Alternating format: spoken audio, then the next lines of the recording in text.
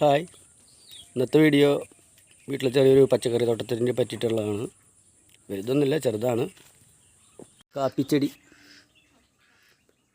ഇതിൻ്റെ ട്രീറ്റ്മെൻറ്റ് എങ്ങനെയാണെന്ന് അറിയില്ല. ഇതിങ്ങനെ വലുതായി പോവാണ്. ഇതിൻ്റെ ട്രീറ്റ്മെൻറ്റ് അറിയണേ വല്ല മൂന്നാർ ഭാഗത്തേക്കൊക്കെ പോയാലേ അറിയുള്ളൂ. അല്ലെങ്കിൽ യൂട്യൂബിൽ നോക്കേണ്ടി വരും. ഓക്കെ ഗൈസ്, പൂടാറായി തുടങ്ങിയിരിക്കുന്നു. ഇതും അത് തന്നെയാണ്. പിന്നെ നമ്മുടെ വേപ്പ്, കറിവേപ്പ്. കരിനെല്ലിക്കാണെന്നൊരു സംശയം. അതാ ഇനി ഇരുമ്പുളിയാണോ ആവോ, ഉണ്ടായാലും പറയാം എന്താണെന്ന്. പിന്നെ കോളിഫ്ലവറാണിത്. കോളിഫ്ലവർ ഉണ്ട്, പൊടിച്ച് വരുന്നുള്ളൂ. പൊടിച്ചിട്ടുണ്ടായിരുന്നു, എന്നിട്ട് കോഴി തിന്നു. കാബേജ്, ചീരക്ക് പിന്നെ മുറിച്ചു കറി വെച്ചു. ഇതും ചെറുനാരങ്ങ തന്നെയാണ്.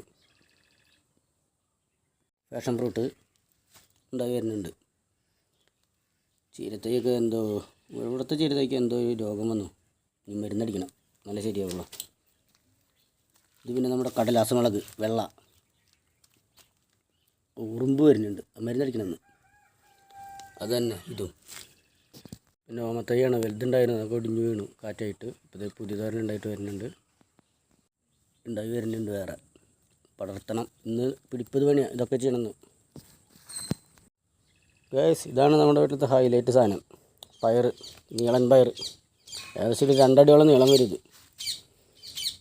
കണ്ടില്ലേ, ഇതൊക്കെ ഇത് കായ്ച്ച് നിൽക്കുന്നുണ്ട്. ഇഷ്ടംപോലെ പയറുണ്ടാവാറുണ്ട്. ആകെ 2 ചെടികളോ എങ്കിലും ഇഷ്ടംപോലെ പയർ കിട്ടുന്നുണ്ട്. ഒരു 1.5 ദിവസം, 1.5 ആടം വെച്ചിട്ട് നമുക്ക് ചെറിയൊരു കറി വയ്ക്കാനുള്ള പയർ കിട്ടും. ഉള്ളിലൊക്കെ ഇഷ്ടംപോലെ ഉണ്ടായി നിൽക്കുന്നുണ്ട്. ഇവിടുത്തെ ബാക്ക് സൈഡിൽ കിണറിൻ്റെ അടുത്ത് ഇരുമ്പമ്പുളിയാണ്.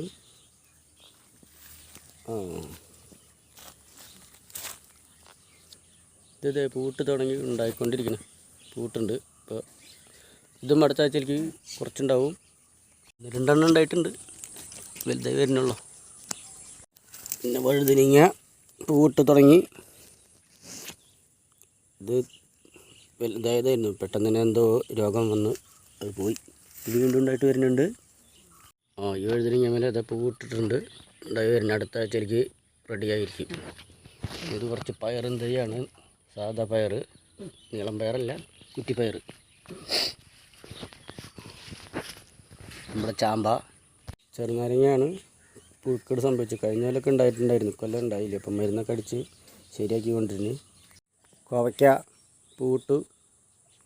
കഴിഞ്ഞ ആഴ്ചയിൽ ഒരു പ്രാവശ്യം പൊട്ടിച്ചു, അത് കാരണം ഇപ്പോൾ ഒന്നും ഉണ്ടായിട്ടില്ല, ഉണ്ടായി വരുന്നുള്ളൂ. നല്ല സൈസ് വരുന്ന കോവയ്ക്കാണ്.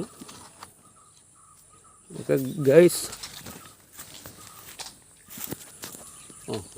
ഒരെണ്ണം ഉണ്ടായിട്ടുണ്ടെന്ന് തോന്നുന്നു. തോന്നില്ല. ശരി, മുളകാണ്, ഉണ്ടമുളക്. അതേ പൂടാറായിട്ടുണ്ട്.